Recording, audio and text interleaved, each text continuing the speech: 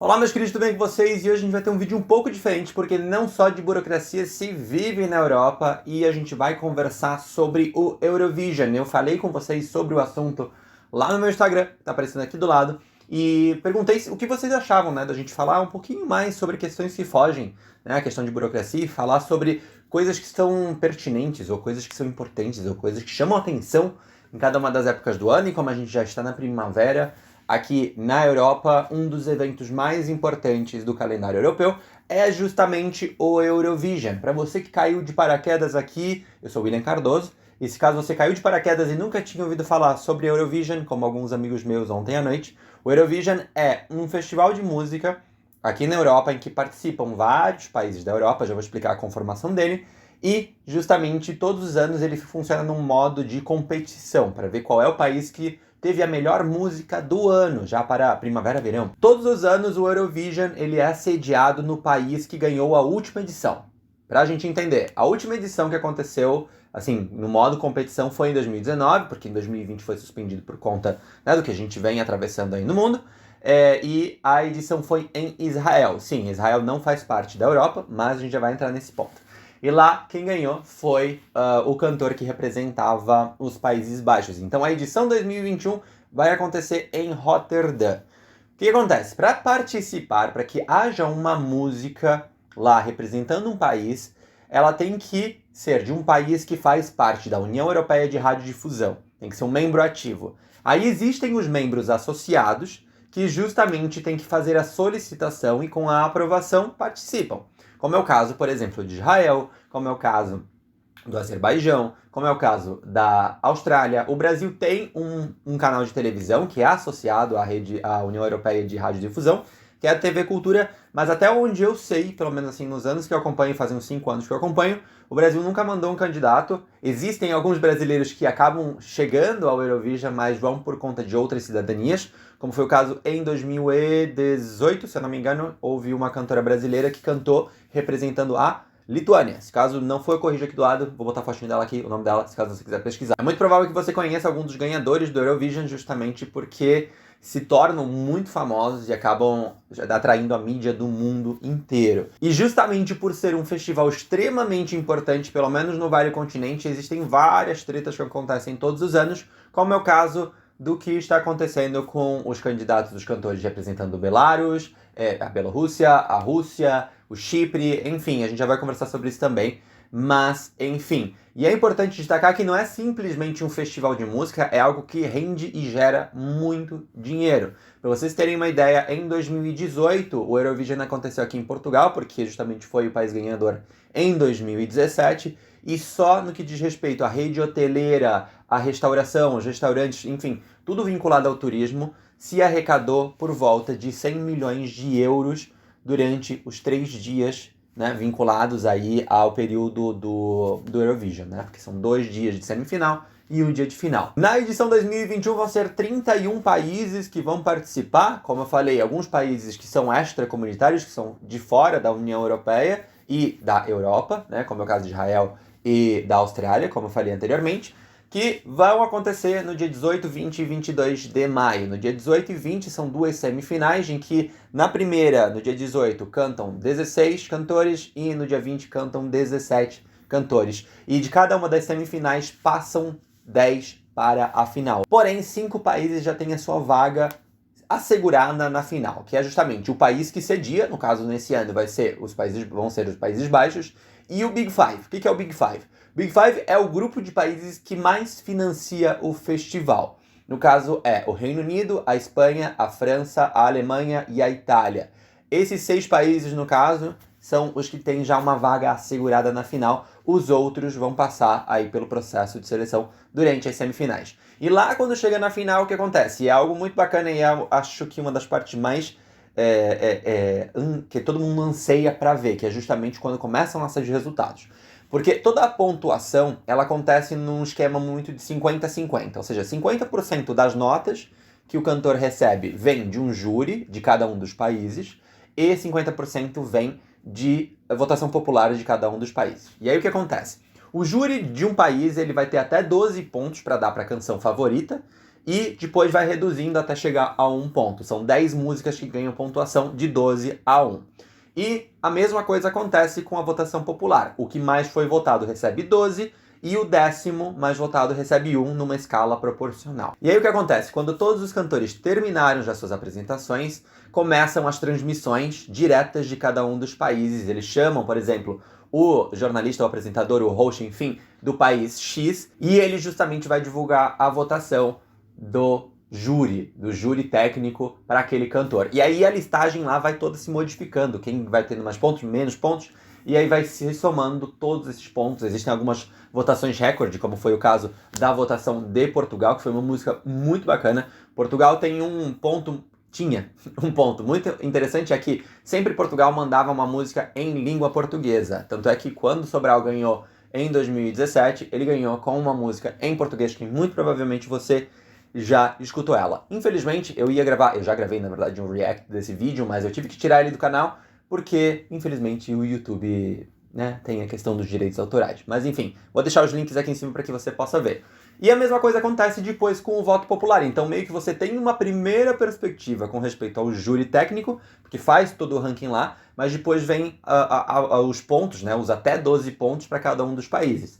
É um processo um pouco demorado, porque, querendo ou não, vão ser 33 países que vão dar as suas notas e vão se somar todas ao final até se ter o ganhador, saber quem é o ganhador, qual é a música ganhadora e qual é o país que vai sediar o Eurovision em 2022, nesse caso. E agora vamos falar de treta. Vou até tirar aqui meu óculos pra gente falar um pouquinho sobre as tretas que estão acontecendo no Eurovision 2021. O que acontece? Eu vou falar de 3, tá? Que são as mais conhecidas aí. Se caso você conhecer outra, por favor, deixa aqui embaixo nos comentários. A primeira delas é com a música que representa o Chipre, que chama El Diablo.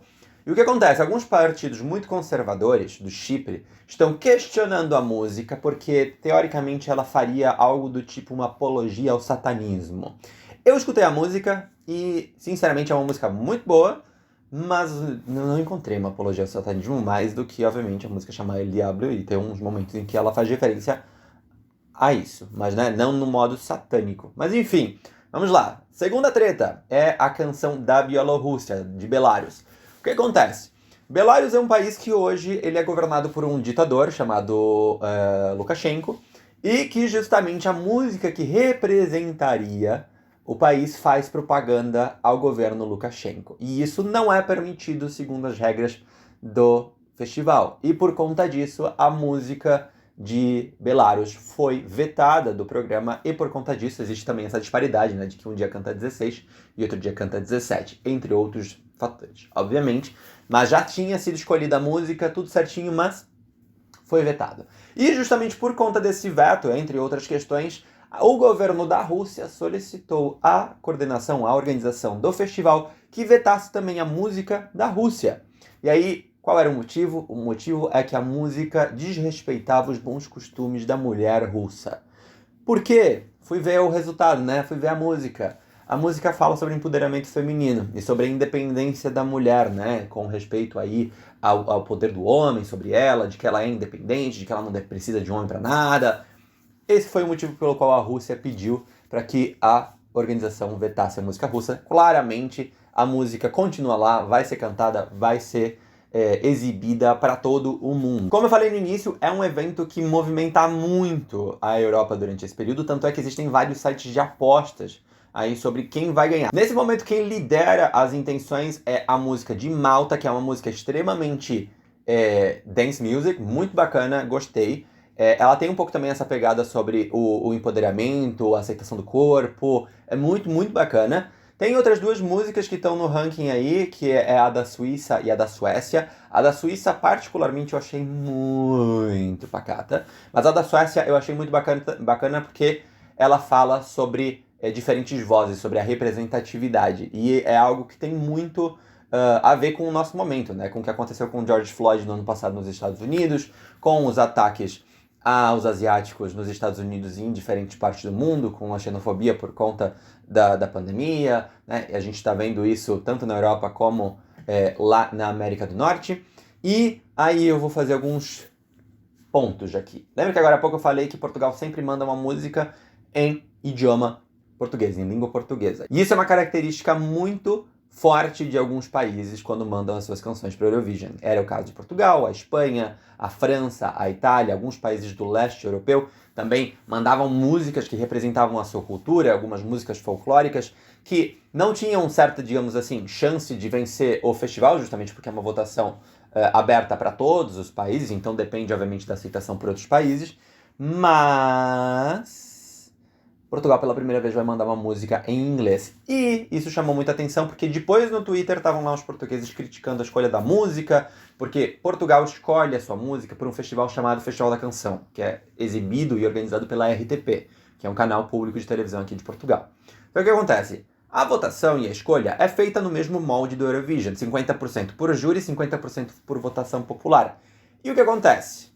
Eles votaram e mesmo assim a música que todo mundo dizia que ia ganhar no voto popular não ganhou. Foi outra que é o The Black Mamba, Love Is On My Side é o nome, assim como todas as outras vai estar linkado aqui em cima ou aqui embaixo. E pela primeira vez vai mandar uma música em inglês. Outro que chamou muita atenção, ao meu ver, foi a Itália. A Itália escolhe o seu cantor, a sua música, melhor dizendo, pelo Festival de Sanremo, que acontece sempre no início do ano, entre janeiro e fevereiro. E o que acontece? No ano passado, melhor dizendo, em 2019, quem representou foi Mahmood com a música Solid, que era uma música muito pegajosa e muito boa. Ficou em segundo lugar lá, mas também começou a quebrar já o estereótipo do que a gente espera da música italiana, porque era uma música que falava sobre periferia, falava sobre vulnerabilidade também, em alguns aspectos, e é de um cantor italiano, porém filho de egípcios, então é muito bacana por essa diversidade. Já nesse ano, a música que vai representar a Itália é uma música de punk rock, que quando eu escutei pela primeira vez e quando eu vi o Festival de Sanremo, ela era uma música que eu falei, sério? Sabe quando eu escuto a primeira vez? E depois quando ganhou eu fiquei tipo, ma que cazzo fai? Mas depois quando você escuta umas 2 ou 3 vezes a música, é uma música muito boa. Por mais que não é um gênero musical que eu goste, né? Mas a letra é boa, porque faz uma baita de uma crítica à política italiana. E ela é pegajosa. É pegajosa, mas pegajosa num bom sentido. Então, o link também vai estar aqui em cima para que vocês vejam. Falando agora um pouquinho sobre quais são as minhas músicas favoritas, caso você queira saber. Eu gostei muito, como eu falei, da música de Malta e da música do Chipre, né, que são 2 músicas bem movimentadas. Acredito eu que a música de Malta vai ser sim a campeã. Gostei muito da música italiana, por mais que na hora que ela foi campeã lá na Itália eu falei não. Mas a minha música favorita no que diz respeito à letra é a música da Suécia. Vale ressaltar também uma questão. A transmissão, se caso você ficou interessado, quer assistir o Eurovision, se você está morando na Europa, é só você ver qual é o canal de televisão que vai transmitir. No caso, em Portugal é RTP, na Itália é a RAI, na Espanha eu acredito que seja TVE, enfim, cada país vai ter o seu canal transmitindo.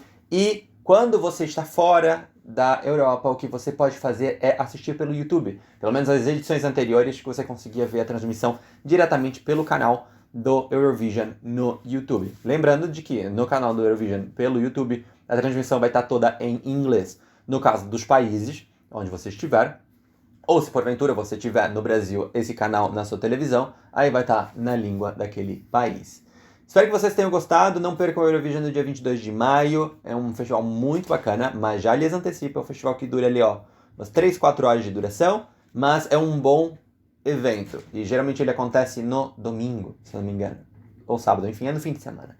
Se inscreva no canal para não perder novidades, a gente está tendo bastante vídeo com bastante frequência ultimamente, e comentem aqui embaixo o que vocês acham do Eurovision, quais são as opiniões de vocês, se vocês já escutaram alguma música, se conhecem já o festival, e a gente se vê no vídeo da semana que vem. Até mais! Tchau!